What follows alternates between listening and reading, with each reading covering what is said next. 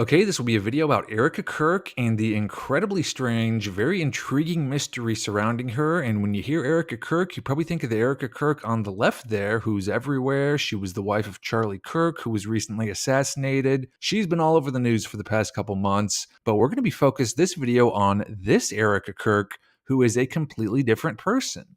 This Erika Kirk was First Lady of Florida in the 1960s and 70s, and she was married to the Florida governor, whose name was Claude Kirk. And this Claude Kirk was basically just a total animal, just this really larger than life type guy who was governor of Florida from 1967 to 1971 and was even mentioned as a vice presidential and even a presidential candidate.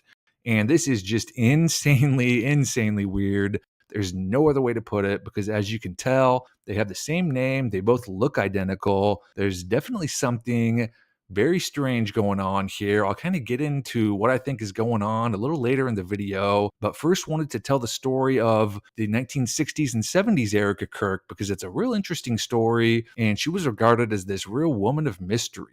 So when Claude Kirk was elected governor of Florida in 1966, he was single. He was actually called the most eligible bachelor in Florida at the time. And when he had his inauguration ball in January of 1967, after he took office, he shocked all of Florida when he showed up to the ball with a woman.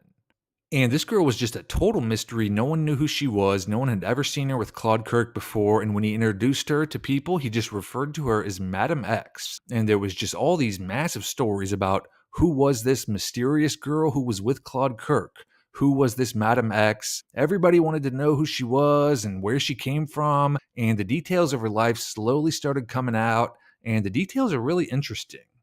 So it turned out her name was Erika Matfeld, and she was born in Germany in 1934, and then she moved to Brazil. And before Claude Kirk, she was married to an actor named Carlos Dolabella. And she worked as some sort of model or actress, although she doesn't really have any credits to her name. There's kind of like a mystery about how she ended up in Brazil and what she was doing there. I'll talk a bit about that later in the video. But anyway, she divorced this actor and remained in Rio de Janeiro, and that was where she met Claude Kirk. And that was pretty much all that was revealed about her. She remained this real enigma, just kind of the talk of the state for a while. And then Claude Kirk announced that they were going to get married. If you can see the date on the newspaper there, it says January 8th, 1967, which is only about 3 days after he took office. So basically, he showed up to the inauguration ball with this mysterious woman, caused a big stir and a big commotion, and then announced he was marrying her. And the wedding happened a short while later. It was a really massive deal. President Nixon attended, and Erika Kirk was basically just this sensation in Florida while Claude Kirk was governor. She was constantly talked about in the press. She really just kind of turned into a big celebrity, and she always kept sort of a low profile. And so there was a lot of mystery surrounding her and their relationship. There was all these articles about how she'd gone from working as a waitress in Germany to becoming the First Lady of Florida. This article here kind of sums up what a lot of these articles that talked about her were like. It says, Erika Kirk radiates. Her emerald green eyes actually glow. When she smiles, which is almost always, they shimmer. And Claude Kirk himself was just a real celebrity too. He's described as just this larger than life type guy. He was totally flamboyant, very controversial, very outspoken. Here he is holding up a skinned chicken at a press conference, and he was always doing like really outlandish publicity stunt things like this. There was this huge feature on him in the New York Times after he was elected, and it described him as, quote, it says, as a person, Claude Kirk is a dizzying experience. As a governor, he is certainly the most bizarre happening in Florida's political history. Then it also describes him. It says he played governor the way Errol Flynn used to play Captain Blood. Charming, daring, somewhat arrogant, seldom going by the rules. This article that recapped his first year on the job described how he scuba dived to the bottom of the ocean and planted the Florida flag there. And then he also participated with police in a raid on a motorcycle gang's hangout. And even at one point, he put on a football uniform complete with pads for the University of Florida, and he sat on the bench with the team one Saturday when they were playing a game against Vanderbilt. So he was always doing just all these really outlandish things to garner all this publicity. He was described as just a totally brash, really flamboyant guy, and his story is actually kind of suspicious. He was this really rich guy. He was actually a lawyer, and then he made a bunch of money as a president of an insurance company. and then he abruptly quit and he established some sort of investment firm that had offices in Jacksonville, Brazil, and Ireland. And he spent a lot of time in South America. But the details of what exactly this business was and what he was doing in South America all the time are kind of murky. He was actually questioned a lot about this during the election, and he never really gave much of a straight answer about what his whole South American investment firm was.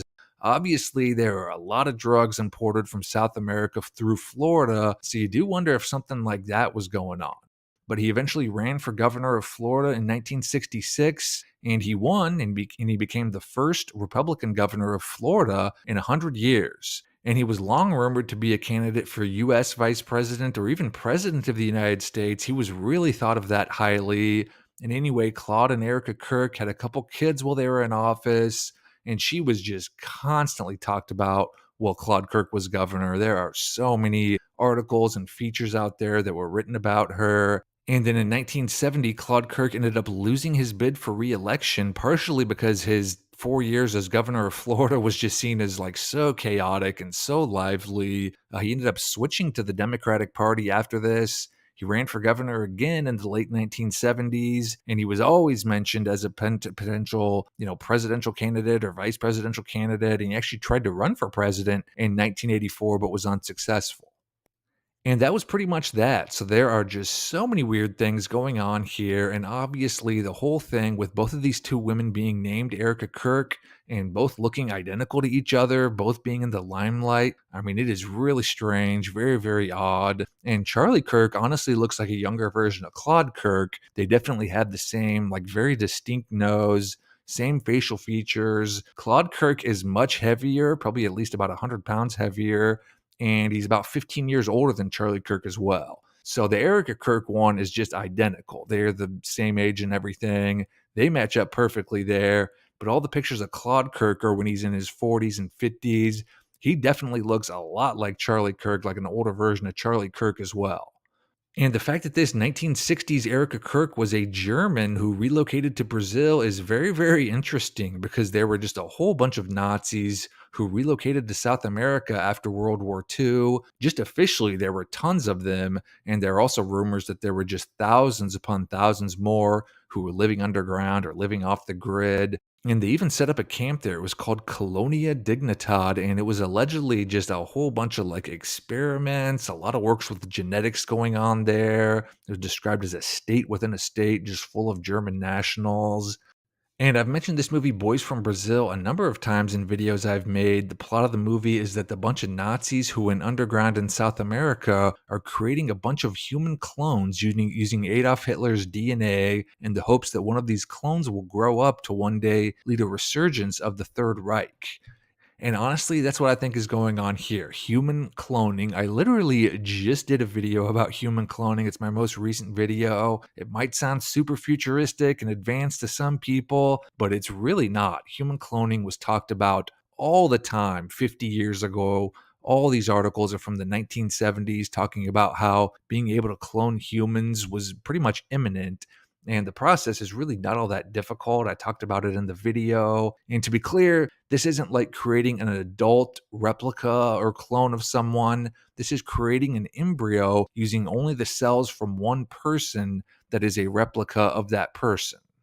And one thing that's always talked about in these articles about human cloning, which again are from like 50 years ago, but one thing that's always talked about is how this technology would enable people to create clones of important people from history, world leaders, famous politicians, people like that, like special people like that. And Claude Kirk, he definitely qualifies as just kind of like a legendary figure. No one ever talks about him anymore. No one probably has any idea who he even was. But if you read about him, he sounds like such an amazing guy, just really larger than life, really unique person. He was, quite literally, he was mentioned as possibly becoming president one day. He was thought of that highly.